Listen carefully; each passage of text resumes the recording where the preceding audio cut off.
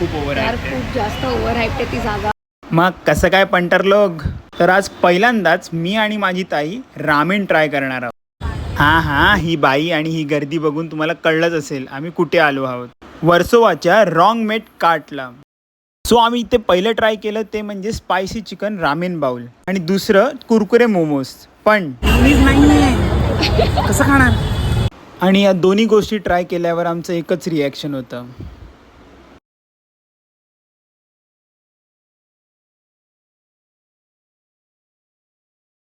So आम्ही reviews द्यायला लांब आलो, तर स्वीट्स खेळायला आलो आम्ही इकडे. कारण म्हणजे मला तरी ऑनेस्टली रिव्ह्यूज तसं झालं तर त्या रामेन बोलला ते जे उरलेलं त्याचं सूप होतं that was tasting more of like पाणीपुरीचं पाणी.